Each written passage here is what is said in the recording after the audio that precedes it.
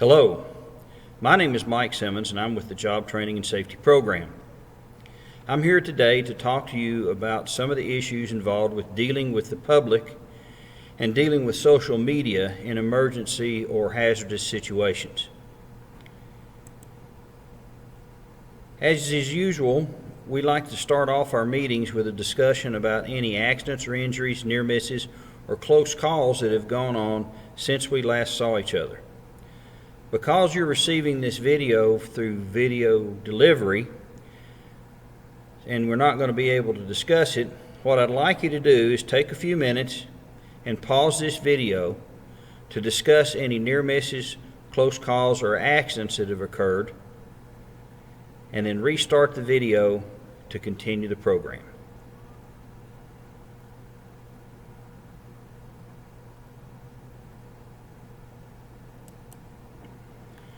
Well, I hope you had a good and productive discussion. I encourage you that anytime you have any near misses or close calls, that you make those known to the rest of your co-workers and to management. It's critical to prevent real accidents or injuries, to have near misses and close calls analyzed and discussed as closely as an actual incident is. That way you can stop trends before they get to the point of being really hazardous. Okay, so let's move on to communications. Communication of any kind is key to a safe workplace and a good working environment. And communication with the public and the media is a critical part of that process. Good communication during day-to-day work and in emergencies of all sizes is critical. There are many ways that we can interact with the public and exchange information. We can do it on the job site. We can do it at the customer service counter. We can do it when we're off work at the grocery store or the gas station. When you work for your utility, everyone around you in your community usually knows that you are one of those folks, and it is a standard practice for the members of the public at large to approach a utility employee away from business hours and sometimes inappropriate situations and locations and talk to them about what's going on. And as you'll see as we progress with this program, it is just as important for you to deal with those times and those instances of communication as it is to deal with them when you're operating with an official capacity of what's going on. So what are some of the means of communications we can deal with? We can use official or unofficial channels.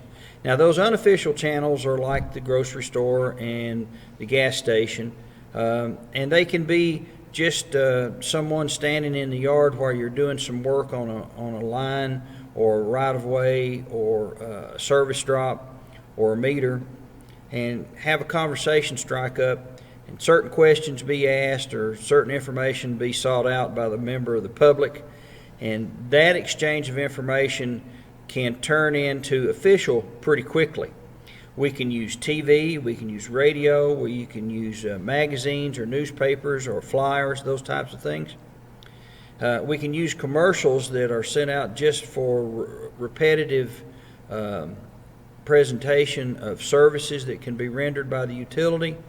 Or we can also use public service announcements about anything that's special or unique that's going on that the public needs to be aware of and be able to prepare for.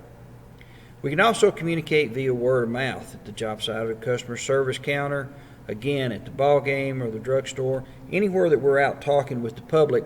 This can be a good opportunity to exchange information. And while there are some things that we want the public to be able to hear from us all the time, there are certain situations, certain pieces of information that's really not the type of thing, or it's not appropriate for discussion with the public. And in this day and age, social media is a big part of that. In fact, over the past few years, I've been doing kind of an unofficial survey of the classes that I've taught across the state, and I've found that I have yet to have a single participant in one of those classes to be without a cell phone. and very, very few of them don't have full multimedia capability. So I would imagine that in this room today, or the individuals watching this video, you're in the same situation. You probably have a smartphone or some other phone that can receive text or tweets or access the internet, and so you have access and may even participate in social media. Now, as I said, there's official and unofficial notifications. Typically, we consider official to mean the things that are directed from the management, the word from on high that comes down and what we are supposed to notify the folks, or we get an official presentation that we have to deliver when we go somewhere. But we also have to remember that, quite frankly, anything that we say as employees of the utility can be considered by someone or perceived to be official. In fact, it can even carry the weight of legal notification in certain instances. So you always have to be aware as an employee of the utility what it is that you're saying, and make sure that you are 100% certain you are capable of and authorized to speak to whatever issue that is. You need to make sure that you're careful whenever you're dealing with the public or the media. And the media, although a great part of our democracy, is sometimes known for getting small pieces of the facts without the whole thing and having a little bit different spin on what comes out than what we really intended. So we have to be very careful. Social media is just as important that you are careful. You have to be careful what you put out, because once it's out there on the internet, once it goes to the web, you just can't pull it back. It never completely goes away. There's always going to be somebody somewhere that's going to remember it, have a copy of it, or be able to access it. And you do not want to have anything that is inappropriate or incorrect that's associated with you when it comes to that. Social media can serve a critical role in emergency situations because it is so universal today, because so many people utilize it daily, hourly even. In fact, I have some children, if you're like me, who pretty much stay on social media 45 minutes an hour. So it's very important that we got the tool in our hands and be able to use it.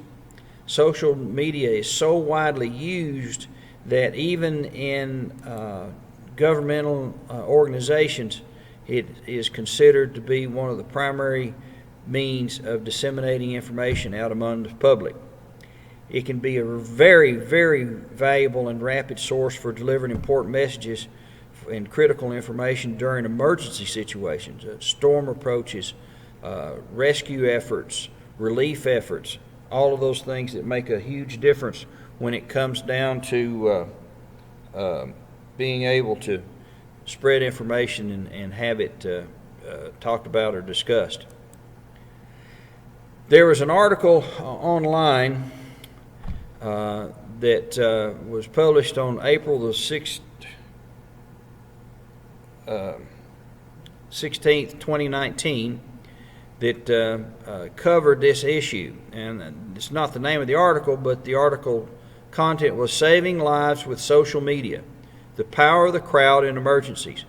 Social media, it says in the article, is an increasingly vital tool for crisis response as nonprofit organizations use it to save lives and help those in need.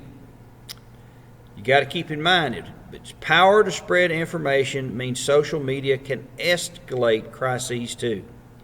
Well, what's that mean? Basically what it means is that social media is a double-edged sword. It can be very, very instrumental in getting information out to places where it needs to go. It can be a two-way source of information.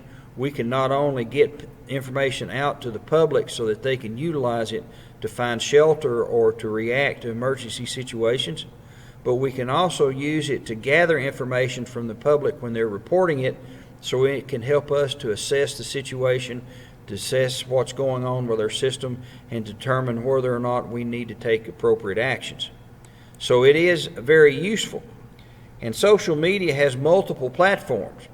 We've got Facebook, we've got YouTube, we've got Instagram, and we've got Twitter, and then we've got TikTok.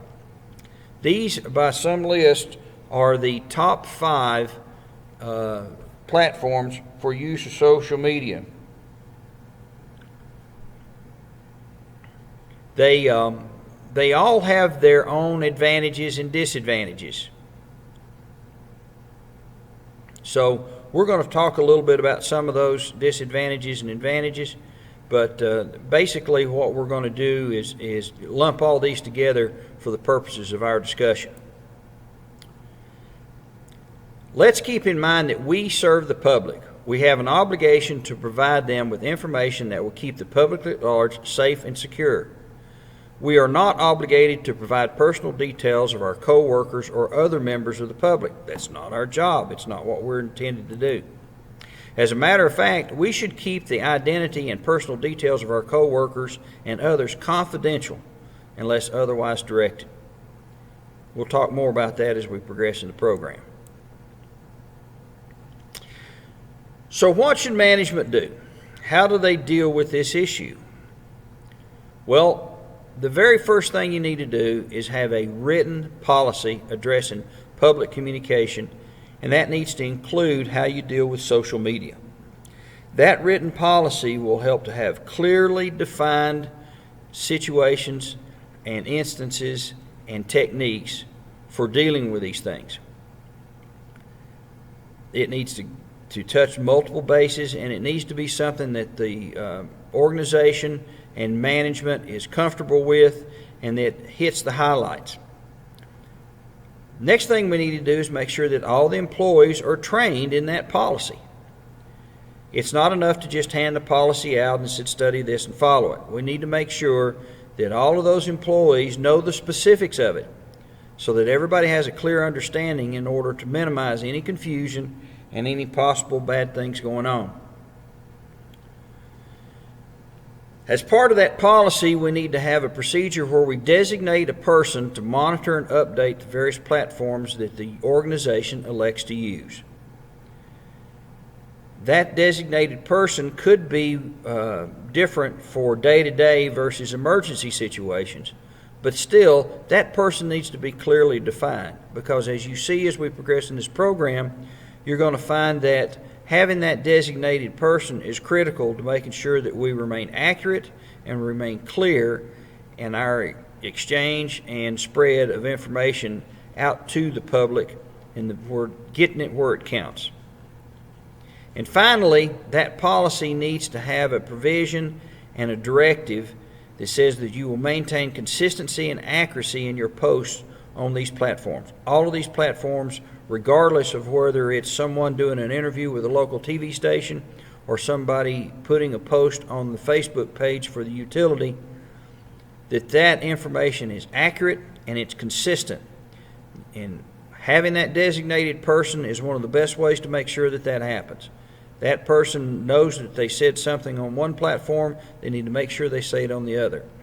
If situations and details change, if you find out that you're incorrect, then you go ahead and you publish a retraction and or correction, and then you move forward with accurate information. That's the best plan for everybody that's involved.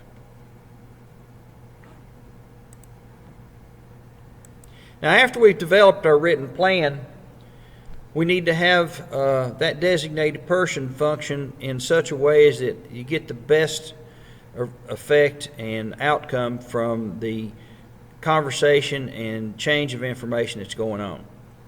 Now, I found this article on the internet, the 8 best practices, and this is what your designated person or your organization wants to do, and this is the best way to go about it. And one of the first things that they recommend is that you focus on only those platforms that are going to reach the most citizens and that are best suited for distributing news. Typically, that's going to be something like Twitter or Facebook. There are some other platforms that, like TikTok or some of the others, that are better for short messages or putting out entertainment. But People typically go to Facebook and they monitor Twitter for the day-to-day, almost instantaneous exchange and uptake of information. So those are the ones you really want to focus on. In addition, you want to keep your messages short and informative. Twitter makes you do that because it has a limitation in how big your information can be, and Facebook can have an almost conversational tone with it at some point. So you want to make sure that you're keeping accurate information and you're keeping it short and consistent, and it needs to be informative. So if you've got a single person that is skilled and practiced and used to doing these things, they can take a series of facts about something that's going on. They can put that together in a brief post or article and drop that into an appropriate platform where it gets out where it needs to go. So also, link to more detailed content. You don't have to put everything in your post. If there's another post or another site like the National Weather Service or somebody like that who has information, or maybe your own website is maintaining an outage map that shows your service area and which parts no longer have service and which parts do. There's a broken pole here, there's an outage of fiber there, there's a water main leaking here. One of those things could be such that you can go on there and link to it for more information, go to this spot, and it helps to make sure that you don't clutter up the brief message you're trying to post with greater detail. It also gives the person who's reading it the opportunity to go deeper if they want to, or to not if they don't want to. And then another thing to do is to include hashtags in your presentation, and that amplifies the reach of your message. Hashtags have the ability to focus folks in on a particular topic, and it helps to filter different comments so that you don't get a lot of extraneous information going about something that's going on out there. So hashtags are a good way to focus. And that designated person may well know how to go about and take care of that and operate those hashtags. So number 5 on our list of 8 is to send updates frequently. Don't post it and then come back a day or two later and put a lot of information up. You want to have frequent posts. Even if it's a post that says there's been no change since our last post, you want to make sure that you look at it, because today's access breeds a real hunger for continuous updates and information. And if you don't provide that on your official site, then folks are going to look at unofficial places and they may be getting bad information. So make sure you update frequently.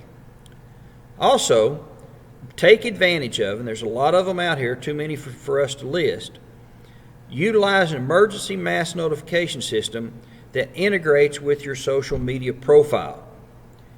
It's such that you can push the button on it and you can get it out, get a national alert that goes out. One of the big examples of that we all have is Amber Alerts.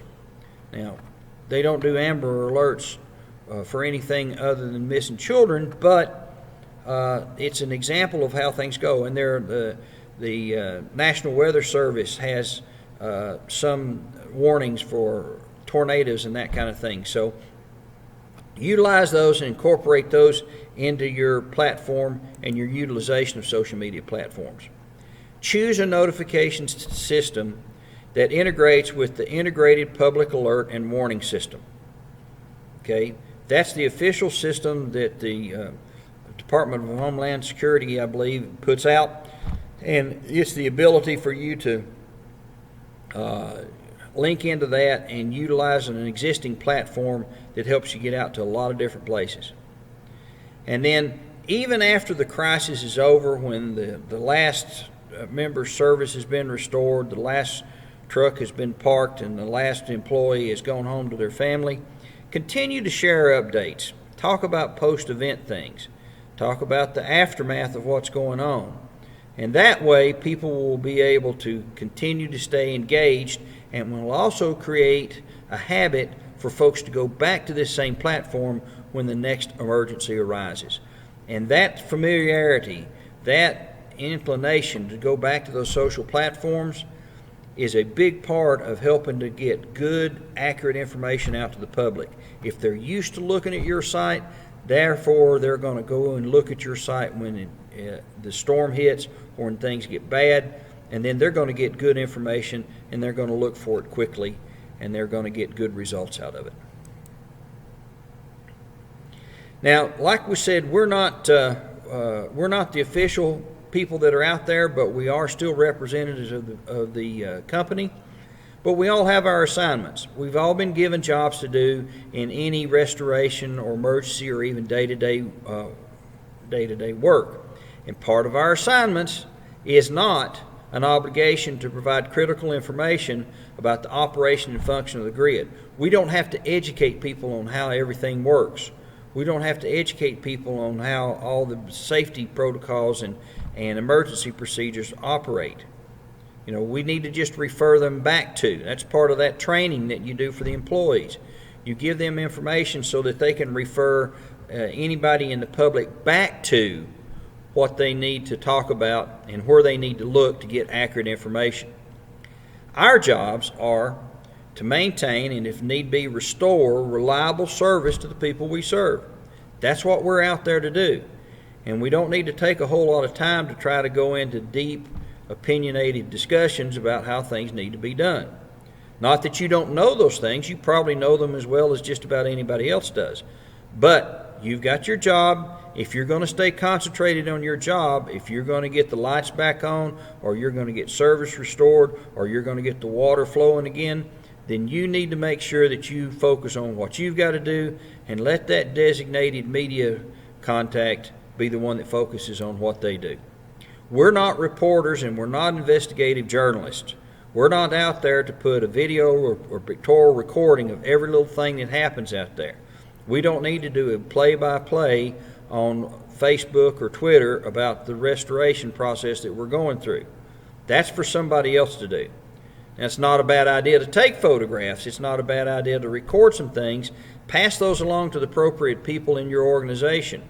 A safety person may very well need that information during an accident investigation. The management team and the people that are doing dispatch, they may need to see what conditions are so they know just how bad it is and see whether or not they need to get more help or more personnel, how much material is going to be used, just what the scale of everything is. But you send those photographs, that information, those texts, those videos, you send those to people in your organization that are designated and assigned to receive those things, and then you let them determine which one they're going to put out. Likewise, we're going to make sure that we leave the tweets and posts and snaps and photographs and everything else to the person that's assigned to that task. And then that person doesn't just go ahead and broadcast them as soon as they get them.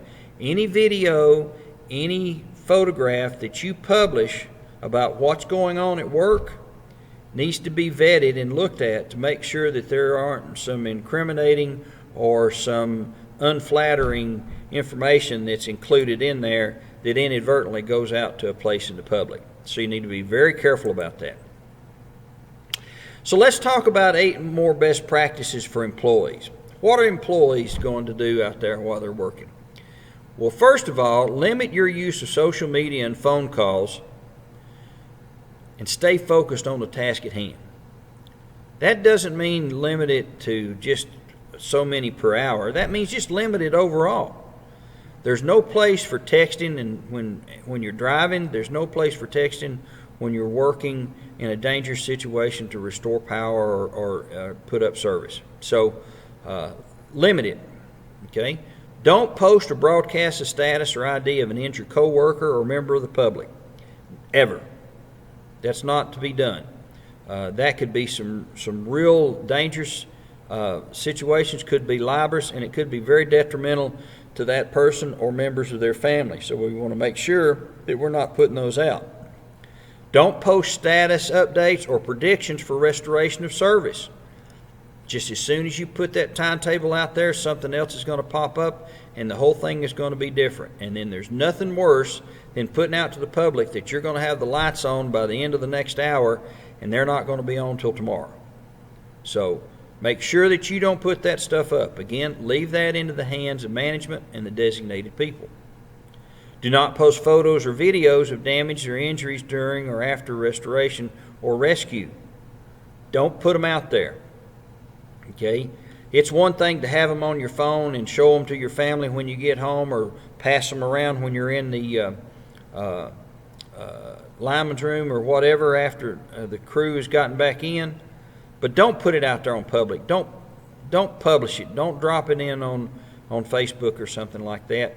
It may not be something that would be very nice to see. And the last thing you want to do is show a car wreck or a downed pole or a collapsed house or something like that, and not see the somebody's hand or the local pet or there, and somebody else who's got all the time in the world to look at it on the computer and see that. It's just not a good thing. So don't post anything like that on it. Limit any post you make to those that directly apply to you.